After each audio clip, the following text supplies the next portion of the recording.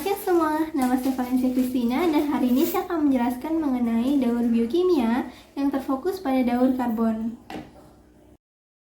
Sebelum itu, apa sih daur biokimia itu? Daur biokimia adalah peredaran unsur-unsur kimia dari lingkungan melalui komponen abiotik dan kembali lagi ke lingkungan. Nah, proses ini akan terjadi secara berulang-ulang dan tak terbatas.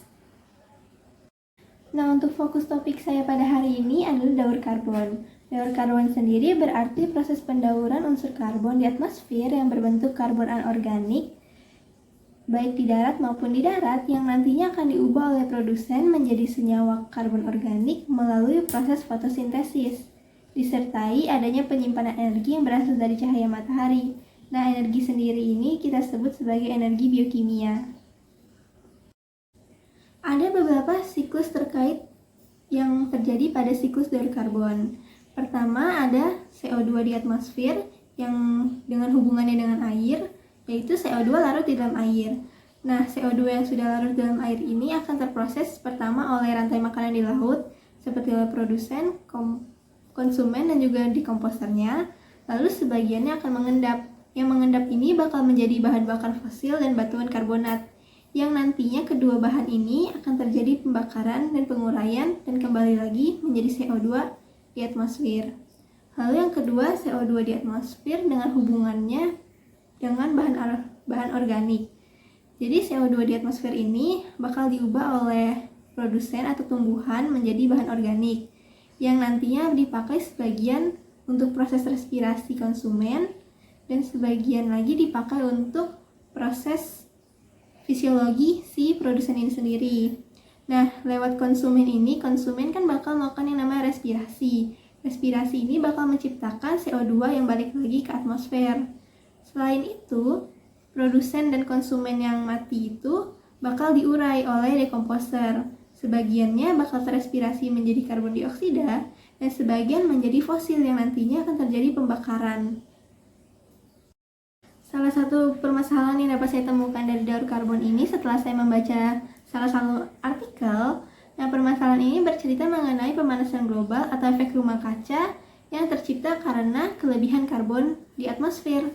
Ini berakibat pada naiknya suhu bumi yang nantinya bakal mengakibatkan kebakaran hutan serta mencairnya es di kutub. Salah satu penyebab dari permasalahan pemanasan global ini adalah produk buangan berupa gas metana melalui kentut, sendawa, atau kotoran dari sapi. Nah, kenapa gas metana ini bisa muncul dari sapi? Karena pada sapi atau hewan berkaki empat, terjadi fermentasi saluran pencernaan dan kotorannya yang menghasilkan gas metana. Sebenarnya hewan ternak lain yang berkaki empat seperti kambing dan lain-lain itu juga menyebabkan munculnya gas metana. Tapi dari sapi ini yang paling banyak. Karena salah satu sapi sendiri itu menghasilkan 200 kg gas metana per tahun. Yang berarti sapi menyumbang 16% dari total emisi gas rumah kaca. Salah satu solusi yang dapat dilakukan adalah menjadikan tumbuhan yang menciptakan tanin sebagai suplemen pakan si sapi. Nah, dari sapi sendiri ini sebenarnya kita nggak bisa menurunkan konsumsi sapi karena dari pemerintah Indonesia sendiri menggerakkan atau menyuluhkan peningkatan konsumsi sapi di masyarakat Indonesia untuk menyelesaikan masalah kurangnya protein. Sehingga yang dapat kita lakukan itu menekan produksi gas metana dari sapi dengan cara menjadikan tumbuhan tanin sebagai suplemen pakan. Tumbuhan tanin itu sebenarnya ada banyak, tapi yang diteliti dan memiliki efektivitas paling tinggi itu adalah campuran dari daun jati dan mahoni. Untuk menciptakan suplemen ini, daun jati dan mahoni ini dicampur lalu melewati proses fermentasi.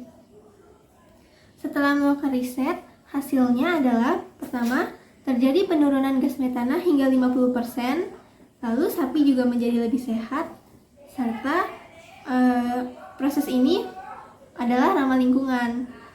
Tapi ada beberapa kekurangannya. Pertama, untuk menjadikan tumbuhan tanin suplemen ini dibutuhkan takaran yang pas karena kalau enggak bakal terjadi keracunan pada si sapi.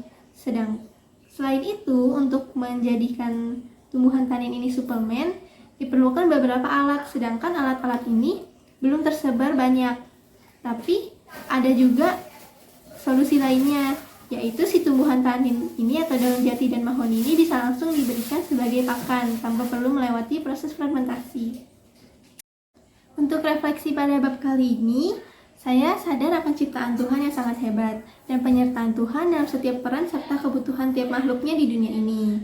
Saya juga akan mencoba untuk mengurangi penggunaan bahan anorganik dalam kehidupan sehari-hari sebagai gerakan dalam menjaga lingkungan. Sekian dari saya, terima kasih.